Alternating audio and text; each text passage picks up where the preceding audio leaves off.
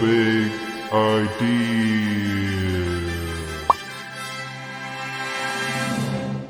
What's the Big Idea may develop into a series, or it may end up being just one video. The idea behind the program is to present big, positive, potentially world-changing ideas so that people who resonate with those ideas can help to transform them into realities by thinking about them, talking about them, and sharing them with others. Without further ado, let's take a look at these ideas. We have 3 to present to you today, and we'll begin by summarising them. The first idea is called Discussion Board Governance and outlines a transparent system for self-government that would allow the citizens of a nation and a county to vote for ideas rather than politicians via an online discussion board type website, allowing that community to do away with politicians and top-down centralised governments. The second idea is called an ethical labelling system, which is a colour-coded label that could be printed onto product packaging that would allow consumers to see at a glance the ethical rating of that product. It could apply to virtually any tangible product: coffee, clothing, electrical goods, cars. The third idea is called Affordable Startup Units, and outlines a means of supporting entrepreneurs who have the ideas, skills and self-discipline needed to start their own business, but lack the money and premises to get their project off the ground. Big idea number 1. Discussion board governance. Some of you may be familiar with online discussion boards like Reddit. The principle is quite simple. A user of that website creates a discussion board. For example, a user who is fond of cats may create a discussion board called Cats. That board then becomes a focal point for discussing and posting content about cats. People would post things like cat videos, cat jokes, cat stories, cat healthcare advice, examples of different breeds, and so on. When someone adds a post to the cat discussion board, they first create a title, then they add their content, and finally they hit the publish button. This adds their post to the middle of the cat board, where everyone who visits that board can see it. But this isn't the end of the story. Every post has an up arrow and a down arrow on the left-hand side of it, which users of the site can click to upvote posts they like, so that it jumps to the top of the board where more people can see it, or downvote posts they don't like to push it further down the board where fewer people will see it. Now imagine we had a website that did this for our national government and our county council, allowing the citizens of a nation and of a county to propose ideas, make decisions, and allocate how our tax revenue is spent. In order to solve problems and make our nation and our county a happier, healthier, and more prosperous place to live. Every decision needed to run a country and a county could be proposed on various discussion boards and could be voted on, and the top, most popular ideas would then get implemented. So in essence, we'd be voting for ideas rather than politicians. Why is that a good idea? We've all witnessed politicians who have promised the earth when they're running for election, and then failed to follow through on those promises once they've been elected. We vote them out and vote somebody else in, who again promises us the earth and then fails to follow through. This perpetuates a cycle of civil disempowerment, and this idea, if implemented, would allow us to break that cycle by replacing politicians and governments with a simple, transparent, online voting system for ideas and decision-making. Everyone who signs up would need to use their real name and show some strong ID like a passport or driver's license to prove they were a real citizen and to show which country and county they lived in. Every vote a person casts would be logged and could be reviewed by any other user to verify that a vote had indeed been cast and had been counted, and that no false votes had been added. So there would be absolute transparency and no room for corruption. There would need to be some limits, of course. For example, each user might be limited to a maximum of 1 post per day to prevent the boards getting clogged with frivolous proposals. And each user should probably be limited to 1 vote per post to prevent someone from casting 1,000 votes on any given post. But all such rules could be fine-tuned over time to create the fairest and most user-friendly system of governance possible. Now let's take a quick overview of how adopting a system like this might affect our current status quo. By voting for ideas rather than politicians, we'd all be equal. We'd all have a voice. We wouldn't need to pay millions upon millions to support government officials and premises, and I very much doubt we'd spend quite so much on waging overseas wars. So we'd have far more money to spend. We'd have more transparency and accountability, and less corruption in our system of governance. We'd have a true, fair, and transparent democracy, for the people, by the people, perhaps for the first time ever. So I ask you, what's not to like about a system like that?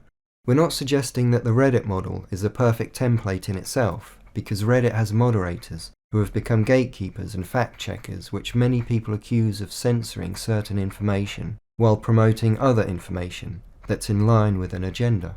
So we would have to do away with these all-powerful arbiters by simply not having moderators, by simply allowing the community to moderate itself, by downvoting bad ideas and upvoting good ones. That is an outline of the discussion board governance idea. If you think it's a good idea, then please forward this video on, leave a comment, or get in touch via the website at wight.vision, and perhaps we can help to make it happen. Big idea 2, an ethical labelling system. We're all used to seeing labels on product packaging that provide information about that product. On a jar of coffee, we might see a Rainforest Alliance label. On a bunch of bananas, we might see a Fair Trade label. On a jar of honey, we might see a Soil Association organic label. We recognise those labels and have a fair understanding of what they mean. But maybe there's room for one more label on our product packaging. An ethical label that is colour-coded so that consumers can see at a glance how ethical that product is. Red for unethical, yellow for moderately ethical, and green for highly ethical. What do we mean by ethical? In this case, we mean we apply a formula to every product to calculate its ethical rating. Factors would be measured and given a numerical value, and the sum of all these numbers would be turned into a percentage out of 100. 0 to 50 would score a red, unethical rating. 50 to 75 would score a yellow, moderately ethical rating. And 75 to 100 would score a green, highly ethical rating. Factors that determined a product's ethical rating might include things like its sustainability. Were sustainable farming or manufacturing practices adhered to? Does the product and its packaging use recycled materials? Is the product itself easy to recycle? It might include how environmentally harmful the production and transportation aspects of that product are. Does the factory that produces it drain the water table dry and pump out toxic chemicals? Does it cause deforestation or monocrops that can be harmful to the environment? It might include a company's financial policies. Are fruit pickers or assembly line workers being paid a fair wage? Are they provided with basic healthcare and holiday pay? Do the directors get paid ludicrous bonuses? And does the company invest its profits in unethical industries? A good deal of thought would need to go into deciding which factors should be measured by this rating, and if every factor should be given equal importance, or if some factors should be considered more important than others, so that they are given a greater weight when calculating the final rating. But these are not challenges beyond the scope of human ingenuity. If there was a demand for an organisation to facilitate such a rating system, then there's nothing stopping it from happening. Now let's peer into the future for a moment, to try to foresee the outcomes that might arise if such a labelling system were created. Imagine if people started using this ethical rating system to make informed buying choices, preferring products that had green ethical labels over ones that had yellow or red ones. Imagine if supermarkets began to put pressure on their suppliers to provide more and more products that scored green ethical ratings, to prevent them from losing customers and profits to their competitor supermarkets. Imagine if this labelling system helped to trigger a global shift in our buying choices and in our manufacturing processes, and in how well employees were treated by large companies and corporations. Imagine if this labelling system achieved all those things and made the world a more ethical place. That is an outline of the ethical labelling system idea. If you think it's a good idea, then please forward this video on, leave a comment or get in touch via the website at wight.vision, and perhaps we can help to make it happen. Big idea 3. Affordable startup units. The third idea was inspired by a town on the Isle of Wight called Sandown. It's a nice location that has sandy beaches and a mild climate, but the town itself is getting a little tatty around the edges. It's a tourist resort that attracts OAPs and school kids in the summer, but it doesn't appear to generate a huge income, and the income that it does generate is limited largely to the summer season. And so the shops and hotels get a bit run down, especially in the winter time when the place seems to go to sleep. The location itself is beautiful, but the economy is dying a slow and drawn-out death. The following idea uses Sandown as an example, but the idea could easily be applied to run-down towns all over the country and all over the world. The idea is to change the economic model, to diversify away from just one industry, tourism in this case, to promote a variety of entrepreneurial startups, new green shoots that could grow into towering trees, specifically by doing the following. Step 1. Facilitate the formation of a partnership of ethical investors in a given area. In this case, the area would be the Isle of Wight. Step 2. Purchase a plot of land. In this case, a dilapidated hotel would be a good candidate, and either redevelop or demolish it and rebuild on that site. Where the hotel was, you develop a new building, half of which consists of flats and the other half business startup units. Step 3. The flats are rented out at the going market rate to generate an income to begin to repay investors and to cover building maintenance costs. And the business startup units would also be rented out, but at a highly subsidized rate to provide people who have a viable business plan a space to start conducting business.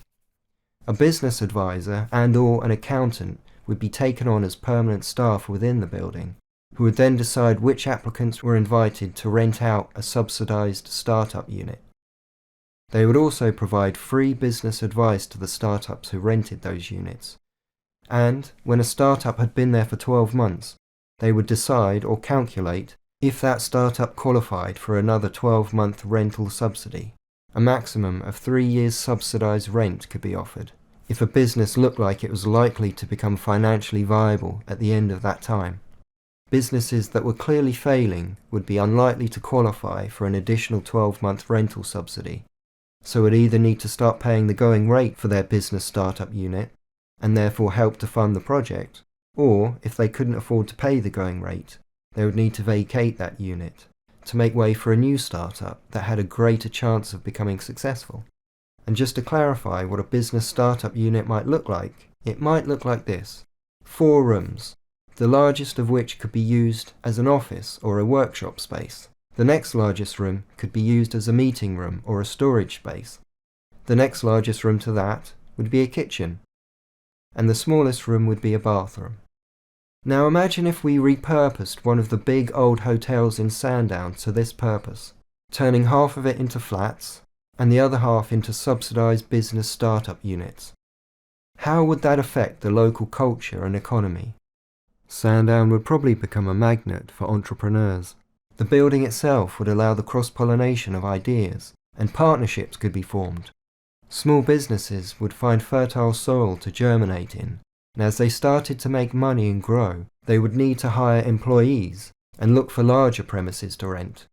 Where Silicon Valley is a magnet for the tech industry in California, so Sandown would become a magnet for entrepreneurs in the south of England, bringing life, culture, ideas, energy, and money into the town. It would gradually transform from a tatty seaside tourist resort into an exciting hub of productivity. And imagine if the idea took off.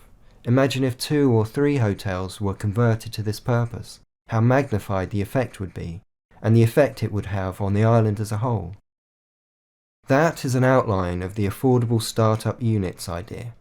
If you think it's a good idea, then please forward this video on, leave a comment, or get in touch via the website at wight.vision, and perhaps we can help to make it happen. So, that concludes the first and perhaps the only episode of What's the Big Idea? Thanks for watching, keep thinking big, And don't hesitate to share this video, leave a comment, or get in touch if you think any of these ideas are worth championing.